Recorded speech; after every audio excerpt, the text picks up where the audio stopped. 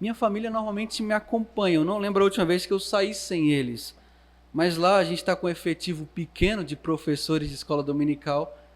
Ela não ficou muito feliz, mas teve que ficar lá para dar aula para as crianças também, lá na Igreja Presbiteriana do Jardim Zuleika. Trago também um abraço desses irmãos.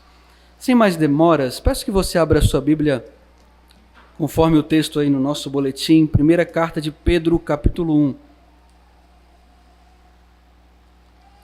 Será o texto da exposição dessa manhã. 1 Pedro, capítulo 1, a exposição será do versículo 3 ao versículo 5. Vou fazer a leitura e peço que os irmãos acompanhem, ouçam com atenção, com fé, com expectativa, a santa palavra de Deus. 1 Pedro 1, versículo 3 ao versículo 5. Diz assim as Sagradas Escrituras: Bendito Deus e Pai de nosso Senhor Jesus Cristo, que segundo a sua muita misericórdia, nos regenerou para uma viva esperança, mediante a ressurreição de Jesus Cristo dentre os mortos, para uma herança incorruptível, sem mácula e imarcessível, reservada nos céus para vós outros, que sois guardados pelo poder de Deus, mediante a fé, para a salvação, preparada para revelar-se no último tempo. Bendito Deus e Pai de nosso Senhor Jesus Cristo. Vamos orar mais uma vez? Maravilhoso Deus, bendito seja o Teu nome. Em Tua presença nós estamos, sempre estamos. E agora, ó Pai, cultuamos a Ti, neste domingo precioso que relembramos a ressurreição de Cristo, não apenas neste, mas todos os domingos, dia do Senhor, nós também queremos agora ouvir a Tua voz. Ó Pai, estamos sedentos para ouvir a Tua voz, que a despeito de mim, das minhas limitações, da minha insignificância, ó Deus, fale conosco, abra o coração dos meus irmãos, a mente, para que sejamos alimentados, edificados por Tua palavra. Em nome de Jesus, aquele que vive. Amém. Deus é bom. Consegui comprar um carro. Deus é bom conseguir o emprego que eu tanto esperava. Deus é bom, eu consegui me casar. Deus é bom, eu consegui o relacionamento ou talvez uma herança. O fato é que muitas vezes nós estamos muito fáceis e rápidos, somos rápidos para bendizer a Deus, para falar sobre a bondade dEle, quando as coisas vão bem. Normalmente, quando é o oposto, não somos tão rápidos assim. Quando o diagnóstico não é muito bom, quando vem o câncer, quando perdemos alguém que amamos, quando ficamos desempregados, não costumamos fazer como o apóstolo Pedro inicia o corpo da carta: Bendito Deus e Pai de nosso Senhor Jesus Cristo. Hoje nós veremos que graças à ressurreição de Cristo, nós temos motivos verdadeiramente significativos para bendizer a Deus, independentemente do que estivermos passando.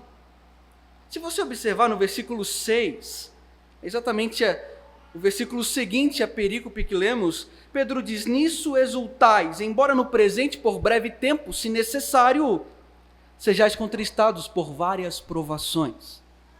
Independente do que estivermos vivendo, independentemente das nossas circunstâncias, devemos exultar, porque graças à ressurreição de Cristo, nós recebemos vários presentes, várias bênçãos. Antes de entrarmos no texto propriamente dito, vamos nos contextualizar rapidamente. A autoria petrina desta carta, que eu tenho um amor muito grande, é inquestionável. São poucos os estudiosos que vão questionar se foi Pedro, se não foi. Isso porque o que Pedro fala aqui está intimamente ligado com o que é falado em Atos. Os discursos dele lá, registrados por Lucas. Pedro foi um pescador galileu, da cidade de Betsaida, irmão de André. Na verdade, seu nome era Simão, mas quando Jesus o chama ele costuma então passa a chamá-lo de Cefas, do aramaico, Pedro, que significa pedra ou rocha. Ele escreve essa carta, meus irmãos, provavelmente 63 depois de Cristo, isso em Roma. E é bem no período onde a perseguição aos cristãos está se intensificando. É por isso que ele vai dizer, olha, graças à ressurreição de Cristo, vocês têm várias bênçãos para se alegrarem, mesmo em meio às perseguições. Historiadores dizem que 2 a 3 anos depois que esta carta é escrita, Nero vai perseguir os cristãos de forma implacável. Nero, que vai pegar cristãos, colocar fogo em praças públicas ou no jardim de sua casa para servir de iluminação. Nero vai vestir os cristãos com peles de animais mortos e jogar para animais ferozes devorarem. É nesse contexto que o apóstolo Pedro inicia relembrando a esses irmãos que eles têm motivos para bendizer a Deus. A introdução é muito pequenininha, mas é cheia de doutrina, e esses 3 versículos é repleto de doutrinas. E nós vamos tentar lembrar, ou pelo menos pensar algumas delas, à medida que vamos expondo o texto. Queridos, mesmo o apóstolo Pedro tendo negado a Cristo, como bem sabemos, ele foi restaurado por Jesus. E quando ele é restaurado, após a ressurreição de Cristo, um pouco antes e depois, Jesus deixa pelo menos 2 ordens para Pedro. A primeira está lá em Lucas 22, 32. Tu, pois, quando te converteres, fortalece os teus irmãos. E a segunda ordem, depois de Jesus perguntar 3 vezes se Pedro o ama, Jesus fala, apacenta as minhas ovelhas. E o apóstolo Pedro vai cumprir essas 2 ordens, obedecer essas ordens deixadas por Jesus, de fortalecer os irmãos, de apacentar as ovelhas de Cristo, e essa carta é uma amostra vívida de como Pedro foi obediente, obedecendo ao Senhor Jesus. Pedro tem um destaque muito grande nas Escrituras. Os outros apóstolos têm menção 142 vezes aproximadamente, e Pedro sozinho é mencionado 210 vezes. E é esse Pedro que vai nos ensinar um pouquinho, que graças à ressurreição de Cristo, nós somos regenerados, presenteados e somos guardados.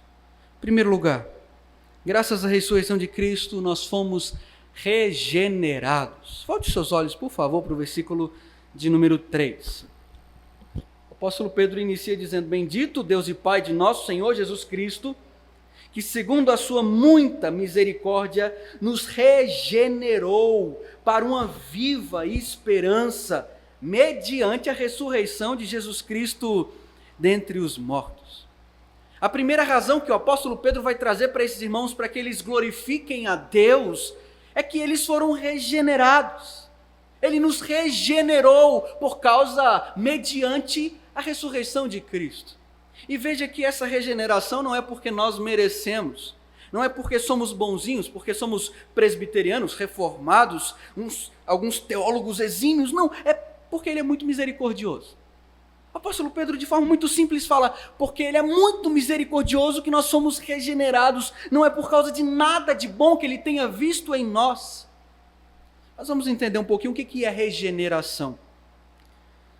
Creio que vocês com certeza sabem, mas não custa lembrarmos, regeneração é uma doutrina fundamental do cristianismo. Quando nós nascemos a primeira vez, nós nascemos alheios ao próprio Deus, em nossa própria essência. Em nossa natureza, em nosso primeiro nascimento, a nossa natureza já é, por essência, inimiga de Deus. Nascemos separados de Deus. Olha o que Paulo fala na primeira carta aos Coríntios 2,14. O homem natural não aceita as coisas do Espírito, porque eles são loucura e não pode entendê-las, porque elas se discernem espiritualmente. Em nossa própria essência não compreendemos a Deus, porque afinal estávamos mortos, precisávamos de um novo nascimento. Isso que é regeneração, ser gerado outra vez, nascer de novo, uma nova gênesis, um novo nascimento, uma nova vida, porque estávamos mortos. Um morto não tem nenhuma perspectiva de vida, um morto não entende nada. Você pode ir num funeral, recentemente tive em 2. A família chora, até beija. Fala que vai fazer falta, mas ele não ouve nada. Ele está morto. E essa é a nossa situação antes da regeneração. Sem Cristo, se não fosse a ressurreição de Cristo, nós estaríamos mortos. Isso cabe a nós pensar quando estamos em shoppings ou em feiras, repletos, rodeados de várias pessoas. Imagine quantos mortos não nos rodeiam espiritualmente falando, pessoas que não conhecem a Cristo, que não têm uma nova vida. Por isso que o homem precisa nascer de novo. Mas quando regenerados, quando nascemos uma outra vez, as coisas antigas se passaram e eis que tudo se fez novo. Os nossos olhos se abrem, nosso coração passa a bater, a gente passa a entender as coisas de Deus. Agora sim, podemos ir até Ele, porque temos vida. É só por causa disso. Não foi isso que o nosso Senhor Jesus disse com todas as letras para o mestre da lei, Nicodemos? É preciso nascer de novo. Se você não nascer de novo, não adianta nada, Nicodemos. Você não sabe de nada. Você é mestre da lei, mas não conhece essas coisas, porque tem que nascer de novo. Quando Pedro diz Ele nos regenerou, é o mesmo que dizer Ele nos gerou de novo. É por isso que ao falar de regeneração é indispensável falar sobre adoção também. Porque uma vez que nascemos de novo, nós temos um novo Pai. Fomos feitos filhos de Deus. Bendito Deus e Pai de nosso Senhor Jesus Cristo. Mas Pedro também vai nos chamar de filhos da obediência. Porque nós somos filhos de Deus. Isso a partir do versículo 13. Versículo 14 ele diz: como filhos da obediência, não vos amoldeis às paixões que tinhais anteriormente na vossa ignorância. Agora nós temos um novo Pai. Agora nós temos uma nova vida. E regeneração é o ato que o Espírito Santo tira o nosso coração de pedra, nos dá um coração de carne, sensível ao ouvir a voz de Deus. Dentro da medicina tem um termo triste. Talvez alguns conheçam, de quando uma criança já nasce sem vida, é natimorto. Essa é a situação nossa, em nossa própria essência. Já nascemos alheios a Deus. O apóstolo Paulo diz que essa nossa morte, nos nossos delitos e pecados, nos traz a tríplice escravidão. Éramos escravos da carne, do mundo e do diabo. Mas Deus, sendo rico em misericórdia, por causa do grande amor com que nos amou, estando nós mortos, nos deu vida, juntamente com Cristo. Que coisa maravilhosa. Ezequiel 36, 26 a 27, traz essa promessa: dar-vos-ei coração novo, e porei dentro de vós espírito novo. Tirarei de vós o coração de pedra, e vos darei coração de carne. Porei dentro de vós o meu espírito, e fareis que andeis nos meus estatutos. Guardeis os meus juízos e os observeis. Isso é regeneração, queridos. Agora que temos essa nova vida, nós obedecemos a Deus. Agora que nascemos de novo, agora que enxergamos, agora que temos um novo coração, nós inevitavelmente obedecemos a Deus. E maravilhoso é porque essa regeneração é para uma viva esperança. Veja o que diz o versículo 3. Nos regenerou para uma viva esperança, mediante a ressurreição de Jesus Cristo. Nossa esperança não está em coisas temporais deste mundo. Nossa esperança não está em coisas desta terra. Aqui tudo é vaidade, tudo vai passar. Nossa esperança se resume a uma pessoa, Jesus Cristo. Isso porque Ele ressuscitou. Por isso que a esperança é viva.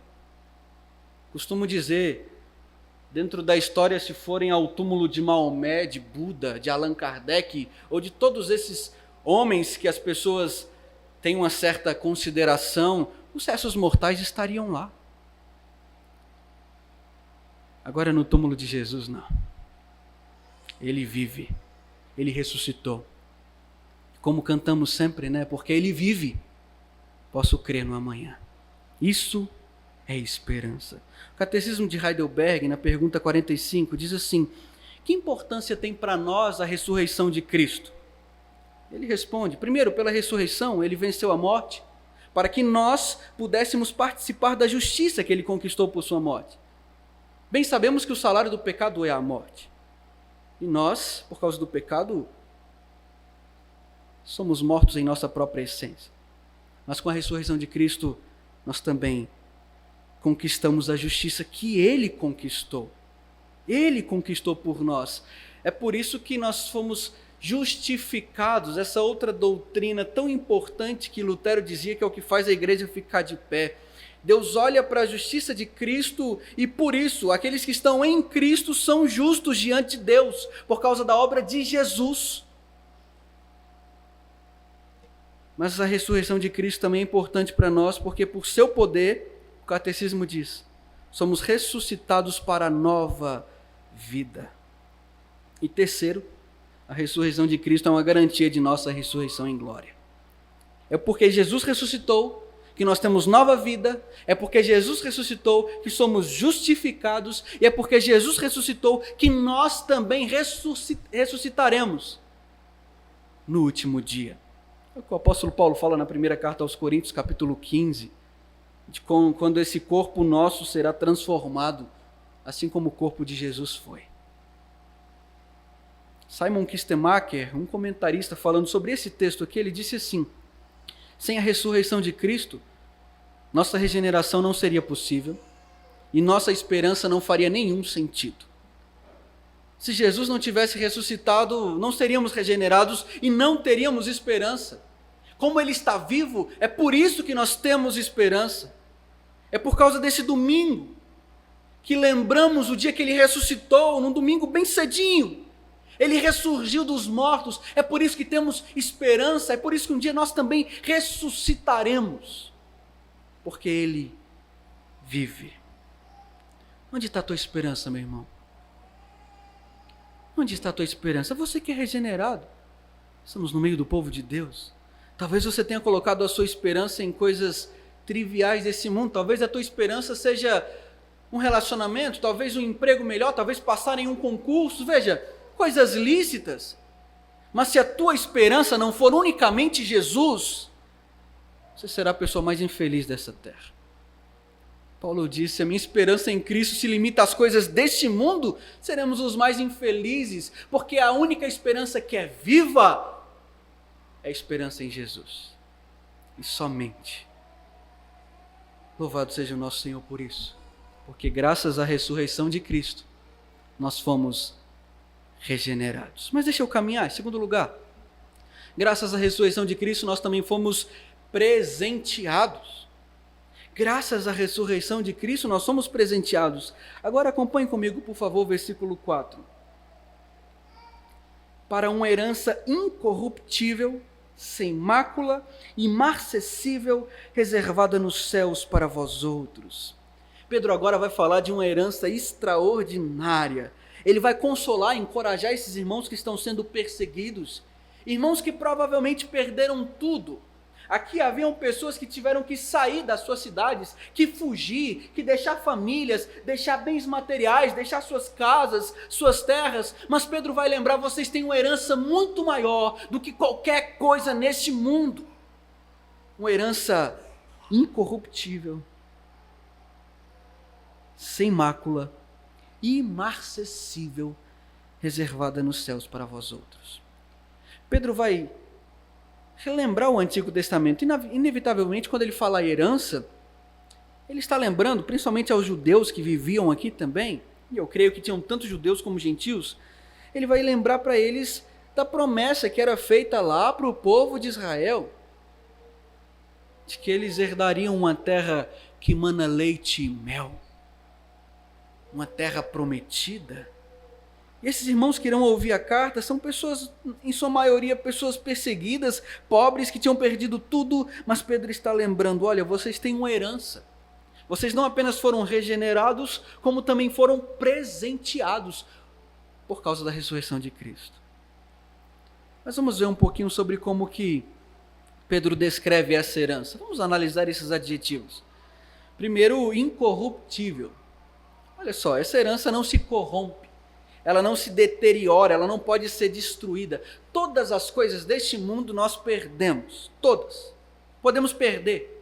Seja casa, dinheiro, seja pessoas, esse mundo aqui é passageiro, ele se corrompe, ele se deteriora, a nossa saúde, tudo se corrompe, mas a herança reservada nos céus para nós, ela é incorruptível. O segundo adjetivo que ele fala é sem mácula, ou imaculável em outras traduções, significa sem mancha. O fato é que o pecado arruína tudo neste mundo. O pecado tira a beleza, desfigura, mas essa herança não tem nenhuma mancha. Essa herança aqui não tem nenhuma sujeira, nenhuma contaminação. Ele diz também que ela é imarcessível. Essa palavra a gente não usa muito na língua portuguesa, mas significa algo que não murcha, que sempre retém o seu vigor, a sua beleza. Como uma flor que não murcha, assim essa herança é imarcessível. Ela é inalterável, sempre fica bela. E é para um público específico, reservada nos céus para vós outros. No versículo 2 ele diz quem são esses vós outros, eleitos, segundo a presciência de Deus Pai, em santificação do Espírito para a obediência e a aspersão do sangue de Jesus Cristo. São aqueles que ele escolheu antes da fundação do mundo. E essa herança ainda está por vir, guardada nos céus para nós. Veja quantas qualidades, meus irmãos. Sabe o que é interessante? Todos esses adjetivos aqui, e aqui eu utilizo palavras do reverendo Daniel Silveira, todos esses adjetivos aqui também podem se referir a nós. Sabe por quê? Porque nós também seremos incorruptíveis. O nosso corpo não mais se deteriorará. Esses dias eu fui no barbeiro cortar o cabelo e ele falou assim: as entradas estão aumentando. E eu falei: como assim? Ele: a probabilidade de você ficar careca é grande. Aí eu lembro que eu estava estudando esse texto na época. Eu falei: lá no céu eu não vou ter essa preocupação. Se eu não vou ter cabelo, o que vai acontecer? Porque nós seremos incorruptíveis. Também seremos sem mácula, sem mancha do pecado, imaculáveis. O pecado não mais nos dominará. Na verdade, não deveria nos dominar aqui, né? Mas o pecado não mais estará presente na nossa vida. Essa luta, essa briga constante com a nossa língua, com o nosso coração, com os nossos olhares, com os nossos pensamentos, não vai precisar mais disso. E seremos também imarcessíveis, belos e vigorosos. Não iremos murchar. Que herança, não? Que presente. Você já desejou algo que estava totalmente fora do seu alcance? Sabe quando a gente vai numa loja, a gente olha assim, a hora que a gente vê o preço, aí chega o vendedor, a gente: não, só vim dar uma olhadinha. A gente sabe que não vai dar para comprar. Essa herança aqui é algo extremamente caro. Nós também não conseguiríamos comprar. Jamais. Mas o preço foi pago, o sangue de Jesus, por nós, para que tivéssemos esse presente incomensurável. É por isso que nós temos motivos grandiosos, mesmo em dias difíceis, para bendizermos a Deus. Para falarmos como o apóstolo Pedro: bendito Deus e Pai de nosso Senhor Jesus Cristo, que me regenerou e que me presenteou. Então alegre-se, meu querido irmão, Jesus está vivo. E porque Ele vive, você tem uma herança maravilhosa, reservada nos céus para você. Isso não é teologia da prosperidade, né? Isso é teologia da aliança. Não é teologia do coach. É de fato o pacto, o que Jesus fez por nós. Essa herança, sim, nós podemos, no sentido bíblico, tomar posse. No sentido bíblico, ter a certeza de que nós, por causa de Jesus, estaremos no céu. O que você tem buscado neste mundo? Novamente, o que você tem dedicado à sua vida? Talvez você esteja preocupado com tantas coisas, mas lembre-se, Jesus já conquistou o maior de tudo para você, essa herança maravilhosa. Mas em último lugar, Estamos vendo que graças à ressurreição de Cristo fomos regenerados, fomos presenteados e, em último lugar, nós somos guardados. Graças à ressurreição de Cristo, somos guardados. Agora volte seus olhos para o versículo 5. Que sois guardados pelo poder de Deus, mediante a fé, para a salvação preparada para revelar-se no último tempo. Há um grande problema, tudo isso é bom demais para ser verdade. Eu fui regenerado, eu tenho uma herança, mas facilmente eu posso colocar tudo a perder. Facilmente eu posso jogar tudo fora. Facilmente eu posso estragar tudo, mas a grande promessa é que nós temos uma garantia que não está em nós. Nós somos guardados pelo poder de Deus. Essa palavra poder, do grego phrourem, é um termo militar. O mesmo termo, é a mesma palavrinha que Paulo utiliza lá para dizer que a paz de Deus, que excede todo o entendimento, guardará o nosso coração. A ideia é de fato de um guarda, uma sentinela, que nos guarda para que não percamos aquilo que Jesus conquistou por nós. Essa herança gloriosa, você não pode colocar tudo a perder porque alguém guarda ela para você. Aquele que é o Senhor dos exércitos. Ela é guardada pelo poder de Deus. Bem sabemos que não é por isso que vamos viver como bem entendemos, né? Afinal, uma vez que fomos regenerados, o próprio Pedro diz também que lá no versículo 2, nós fomos eleitos, predestinados, segundo a presciência de Deus, para a obediência. Agora nós vamos viver em obediência, mas sabedores que somos guardados. E veja, é só pelo poder de Deus. A segurança da nossa salvação, ela é apropriada então, Pedro está dizendo, e continua pela fé. A fé, como dizem alguns teólogos, é o mendigo estendendo a mão para receber o pão. Entretanto, a gente sabe que até esse estender a mão é dom de Deus. Tudo vem de Deus. Tudo é por meio de Deus. Tudo é Ele que faz, porque se dependesse da gente nada faria. Como bons calvinistas e presbiterianos, sabemos muito bem disso. Nossa salvação foi preparada para nós, por Cristo, por meio da sua obra expiatória. E o verbo revelar aqui, que acontecerá para a salvação preparada para revelar-se no último tempo, a ideia é tirar o véu. Jesus, quando voltar, Ele tirará o véu para de fato recebermos essa salvação plena e completa. Nós podemos, diante disso, afirmar três coisas. Nós já fomos salvos, estamos sendo salvos e seremos salvos. As doutrinas básicas, já fomos salvos, é o que a gente chama de justificação. Já fomos salvos da culpa do pecado. A Bíblia diz que já não há condenação para aqueles que estão em Cristo Jesus. Nós já fomos salvos. Estamos sendo salvos, é o que nós chamamos de santificação. Nós estamos sendo libertos do poder do pecado. Você não pode ser a mesma pessoa que você era 2 anos atrás. Você precisa ser mais santo, cada dia mais, ser parecido com Jesus. E seremos salvos é o que a gente chama de glorificação, onde não mais teremos a presença do pecado. Mas tudo isso, a gente pode falar como Pedro, lá em Filipenses 1:6, estou plenamente certo de que aquele que começou boa obra em vós, há de completá-la até o dia de Cristo Jesus. Deus cuida de nós de forma maravilhosa, de forma que não perdemos a salvação, de forma que o nosso nome registrado no livro da vida continuará lá, porque nós somos guardados pelo poder de Deus. A Confissão de Fé de Westminster, no capítulo 17, parágrafo 1, já estou chegando ao fim, diz assim: os que Deus aceitou em seu bem-amado, os que Ele chamou eficazmente e santificou pelo seu Espírito, não podem decair do estado da graça, nem total, nem finalmente, mas com toda certeza, hão de perseverar nesse estado até o fim e serão eternamente salvos. Porque somos guardados pelo poder de Deus.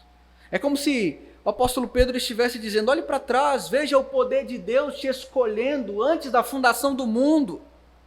Olhe para o presente e veja Ele te guardando, te santificando, te moldando, te livrando, fazendo você mortificar o velho homem. Mas também olhe para frente e veja o dia que de fato você estará com Cristo para toda a eternidade. Deus está do início ao fim cuidando da nossa obra de salvação. É por isso que podemos dizer com certeza, estaremos lá. Aquele que crê em Jesus. Chego às aplicações finais, além de tudo que a gente já viu, quero trazer algumas específicas. Primeiro, o Evangelho não é uma aposta, o Evangelho é uma certeza. Na verdade, ele é a única certeza que temos. Ele exige sim que você negue a si mesmo, que você tome a sua cruz, siga a Jesus, arrependa-se dos seus pecados, creia unicamente que Ele é o Filho de Deus, que Ele morreu, mas ressuscitou. Mas isso não é uma aposta, é uma garantia. Terceiro, não importa o quão difícil seja a sua caminhada aqui nesta terra, vale a pena. Nós somos peregrinos, forasteiros. Pedro vai dizer isso aí no versículo 17. Ora, se invocais como Pai aquele que sem acepção de pessoas julga segundo as obras de cada um, portai-vos com temor durante o tempo da vossa peregrinação. Estamos como peregrinos aqui, de passagem. Aguardamos o dia que de fato estaremos na nossa casa. Mas enquanto esse dia não chega, dedique a sua vida a Cristo. Porque Ele dedicou a vida dele a você. Viva para Ele e não para você mesmo. A gente se preocupa com tantas coisas deste mundo, tantas atividades, tanta demanda, conquistas, sonhos, eu vou buscar. A gente se esquece que nós somos chamados para viver para Ele, não para nós mesmos. Tudo isso pode ser bênção, lícito. Mas se você estiver vivendo para você mesmo, a sua busca por todas essas coisas, a parte de Cristo, é inútil. Vã. E por último, como você reage ao sofrimento? Quando sua fé é hostilizada, quando a doença chega, quando a dor, sejamos sinceros, na maioria das vezes murmuramos, reclamamos, somos reclamões, nos frustramos. Mas lembre-se, graças à ressurreição de Cristo, você foi regenerado, você foi presenteado e você é guardado. Louvado seja o nome do nosso Deus por isso. Vamos orar? Ó Senhor, obrigado pelo Teu Filho amado Jesus Cristo, que voluntariamente se entregou por nós, morrendo a morte maldita, levando sobre Ele a sua ira por causa do nosso pecado. Mas te agradecemos porque Ele não ficou morto, Ele ressuscitou. E porque Ele vive, nós temos uma grande esperança. Nós também vivemos em novidade de vida agora. Fomos regenerados. Nós somos presenteados, ó Deus, obrigado. E o Senhor nos guarda por causa da ressurreição do Seu Filho. Ao Senhor, ó Deus triuno, seja a glória hoje e para sempre. Amém. Deus abençoe, queridos.